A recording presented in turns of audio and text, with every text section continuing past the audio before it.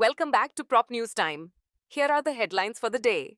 Top 26 real estate firms clock INR 1,62,000 crore in sales, up 20% in FY25. India's leading listed real estate companies experienced significant growth in property sales bookings during the past fiscal year, crossing INR 1,62,000 crore collectively, a rise of over 20% compared to the previous year. Godrej Properties led the pack with nearly INR 30,000 crore in pre-sales, followed by market heavyweight DLF Limited and other prominent developers like Macrotech Developers and Prestige Estates. The residential segment, especially luxury homes, dominated sales, while commercial properties contributed modestly. Market analysts attributed this strong performance to growing consumer preference for established, reputable developers amid concerns over stalled housing projects. Loading gap widens in Indian housing, raising questions about value for money. A recent ANAROC report reveals that the average loading factor in Indian apartments has surged to nearly 40% in early 2025, up from 31% in 2019. The loading percentage represents the difference between the super built-up area and actual carpet area, with buyers now receiving only about 60% of usable space. Cities like MMR, 43%, Bengaluru, 41%, and Delhi NCR, 41%, show the sharpest increases. The rise is driven by demand for lifestyle amenities, clubhouses, gyms, terraces, especially among millennial buyers. While RERA mandates disclosure of carpet area, there is no cap on loading, allowing developers to package extensive, common facilities into projects. Experts note, this shift reflects evolving buyer preferences focused on community living and wellness. However, the widening gap between livable and super built-up space calls for greater transparency and potential regulation to ensure balanced value for home buyers. A residential flat spanning 589 square feet, sold in Omkar Varad Residency in Pune's Hinjawadi for INR 63,05,000. A residential flat spanning 635 square feet, sold in Mohisha. The Skylark in Pune's Ravit for INR 52,65,000. A residential flat spanning 759 square feet, sold in So Many Elite in Pune's Baramati for INR 42,54,000 Mumbai property deals. Shaula Real Estates purchases INR 225 crore duplex in Namanzana, Worli. Shaula Real Estates, a private firm where Tanya Dubash, daughter of Godrej Industries chairman Adi Godrej, is a director, has acquired a lavish duplex apartment in Mumbai's Worli locality for nearly INR 226 crore. The purchase was part of the Namanzana project, an upscale under-construction residential development. The deal, executed in May, stands out as one of the most expensive primary transactions this year, with the per square foot value on the carpet area reaching approximately INR 2,45,000. The move reflects continued investor confidence in Mumbai's high-end residential market. Hiranandani Communities eyes INR 1,100 crore revenue from first phase of the arena in MMR Hiranandani.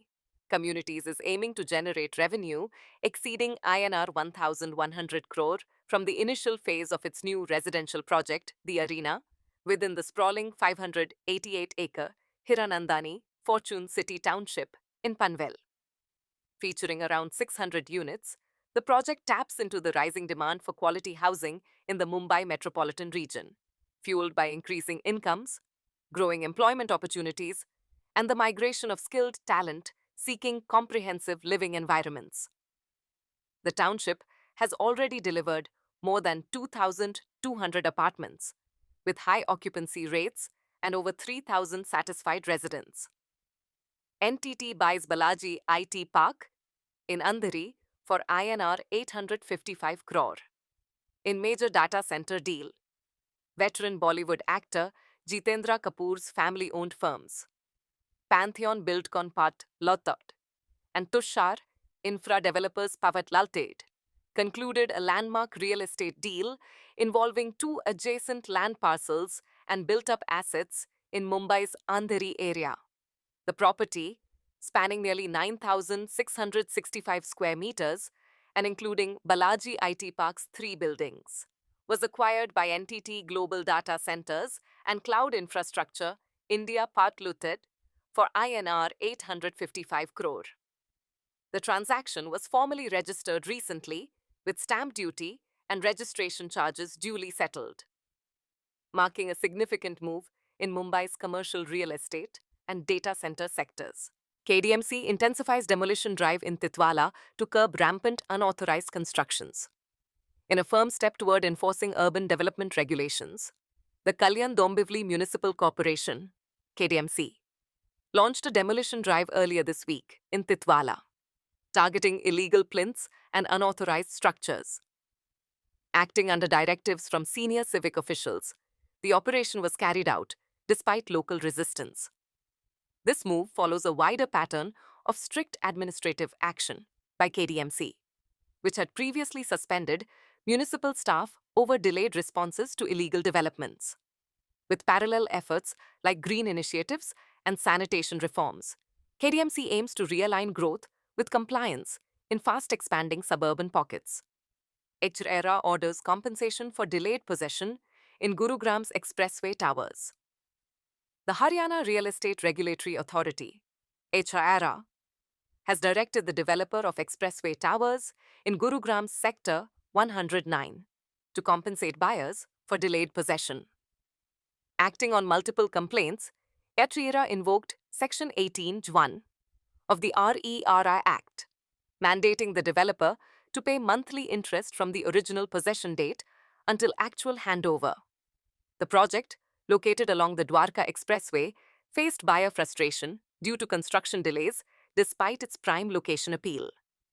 In addition to compensation, HRERA ordered the developer to publish updated construction timelines on its portal to improve transparency. The ruling underscores the regulator's commitment to protecting buyer rights and holding developers accountable for project delays.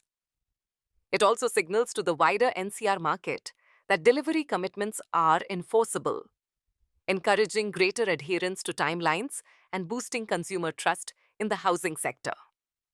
Bengaluru. BBMP launches fast-track digital e-Khata service for property owners. Property owners in Bengaluru can now obtain e-Khata certificates digitally within 2 working days, thanks to a new initiative by the Bruhat Bengaluru Mahanagara Palike, BBMP. The fully online process, rolled out across all 8 BBMP zones, allows applications via the state's Sakala portal. Applicants need only submit 3 documents: sale deed, latest tax-paid receipt, and property sketch. Revenue officers are required to process requests or raise queries within 2 days, improving accountability. The e-Khata is essential for property validation, tax payments, loans, and transactions. Previously, the process involved lengthy in-person visits and delays. The move particularly benefits owners of properties regularized under the Akrama Sakrama scheme. By digitizing the system, BBMP aims to enhance transparency and ease for property owners, buyers, and developers, fostering greater confidence in municipal services. Kolaba Jetty project moves forward as SC declines to halt construction. The Supreme Court has declined to hear a petition opposing the construction of a new passenger jetty and terminal at Radio Club, Kolaba, Mumbai. The petition, filed by local residents, raised concerns over heritage preservation and traffic congestion. The court noted the Bombay High Court is already set to hear the case and urged expedited proceedings. Meanwhile, the Maharashtra Pollution Control Board has cleared the INR 229 crore project. Once completed in 30 months, the jetty will handle up to 20 boats and feature an 80-square-meter amphitheater, fire safety systems, CCTV, and landscaped areas. The project aims to decongest the current boat service area and enhance infrastructure around the Gateway of India. Despite opposition, officials emphasize its public benefit and infrastructure improvement goals. The final outcome will depend on the ongoing High Court review. Supreme Court directs speedy resolution of landlord-tenant disputes. The Supreme Court has instructed High Courts to adjudicate landlord-tenant disputes under the Transfer of Property Act, 1882, within 1 year. The directive came during a case concerning a long-standing commercial property dispute in Delhi's Khan Market. The court highlighted that such cases often remain unresolved for decades, unfairly depriving landlords of property rights and burdening civil courts. It stressed that possession suits should be handled swiftly, especially when a tenant's legal right to occupy has ended. The Apex Court reaffirmed that once a lease is terminated, landlords have the right to reclaim possession through civil proceedings, which should not face undue delays. High courts have been urged to implement measures ensuring timely resolution of such cases, helping to streamline property-related litigation and uphold landlord rights. UP to sign new lease deals for 13 sports city projects after court ruling. The Uttar Pradesh government will draft new lease agreements for 13 sports city projects, following a recent High Court ruling mandating a review of earlier contracts. The move aims to resolve legal ambiguities and enable smooth progress on these key infrastructure developments. Spread across the state, the sports cities are intended to boost grassroots sports, attract major events, and support economic growth. Officials are working with developers and legal experts to ensure the new leases align with court directives and offer greater transparency. This step marks a shift from past delays caused by legal and bureaucratic hurdles. The initiative is part of the state's broader vision to diversify its economy, generate employment, and position Uttar Pradesh as a hub for sports infrastructure. Finalizing the leases is expected to accelerate project completion and stimulate local development. Bengaluru gears up to demolish over 100 buildings to restore stormwater flow and tackle floods.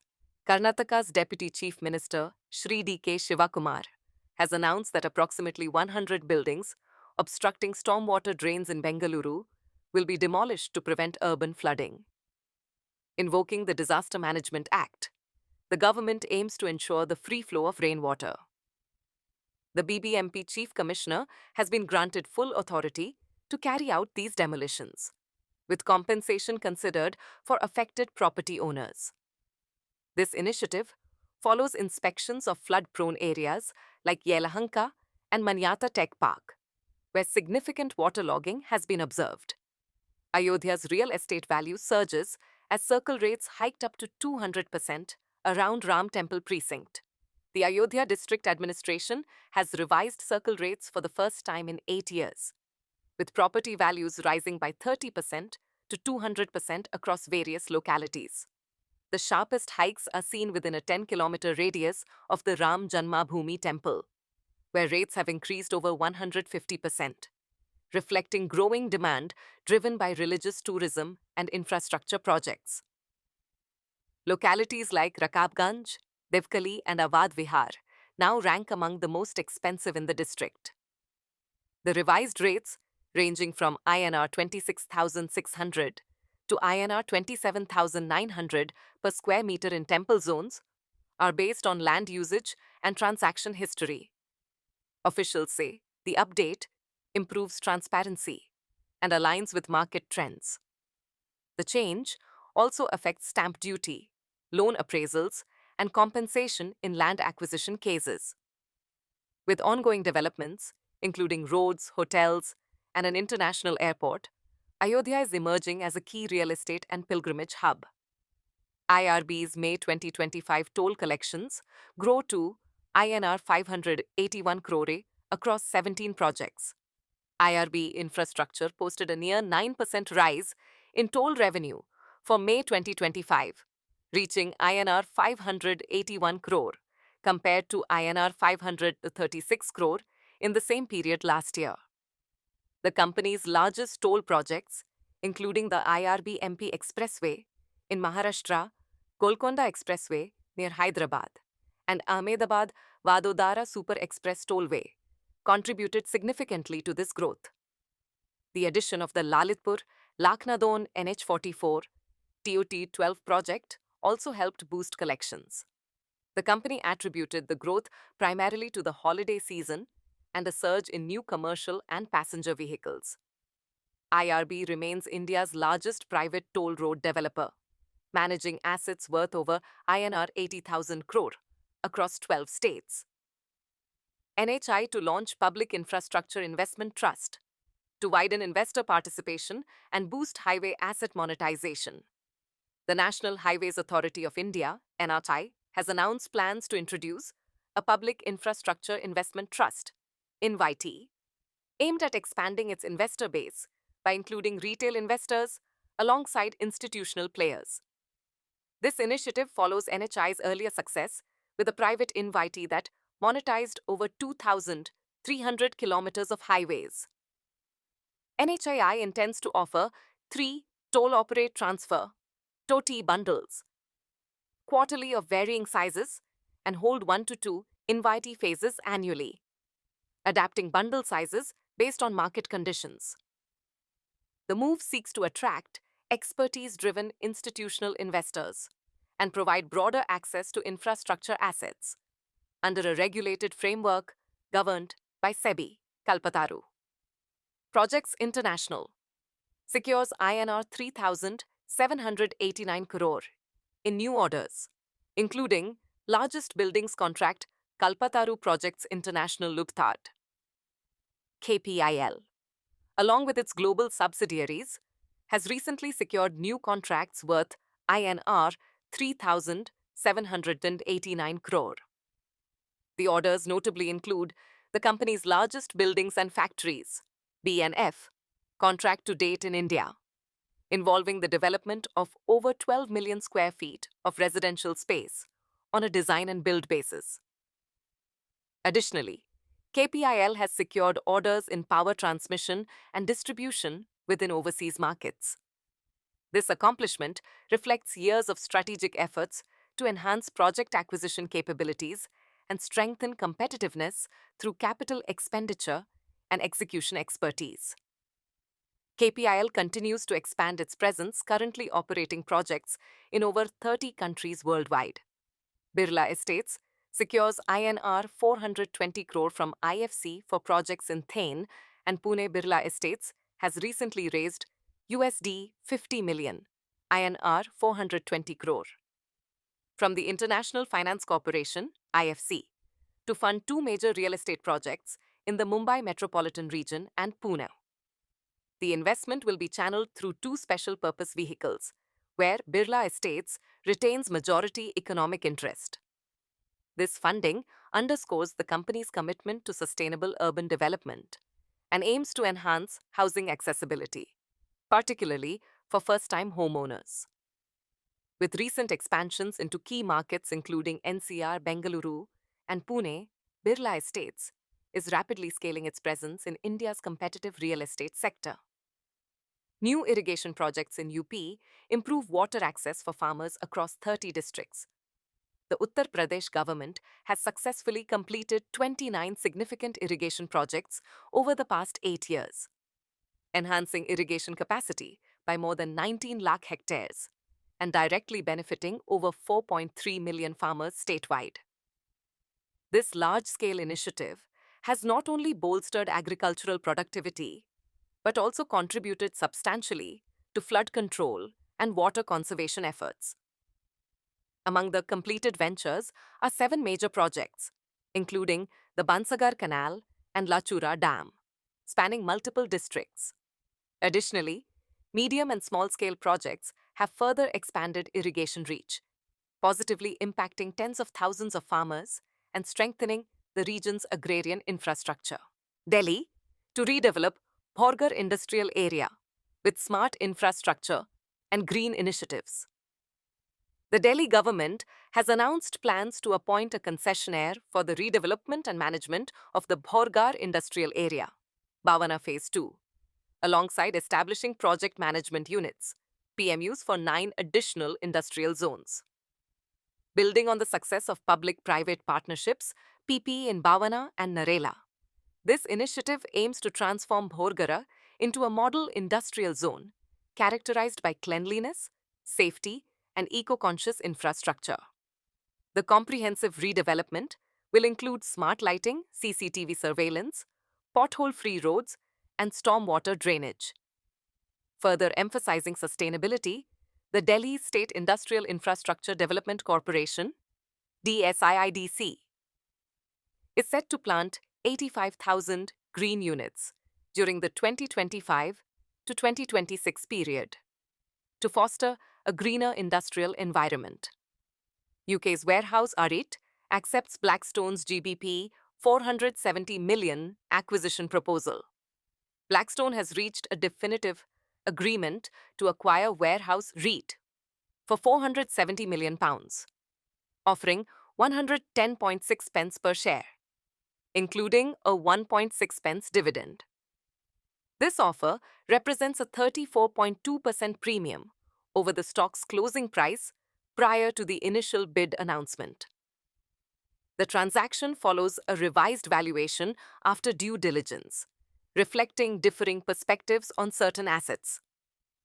Warehouse REIT has faced constraints from rising interest rates, weak economic conditions, and restricted access to capital. The acquisition aligns with a broader trend of American firms acquiring undervalued UK assets, reinforcing Blackstone's strategic expansion in the logistics and industrial real estate sectors. That's a wrap for today. Tune in tomorrow for the latest headlines.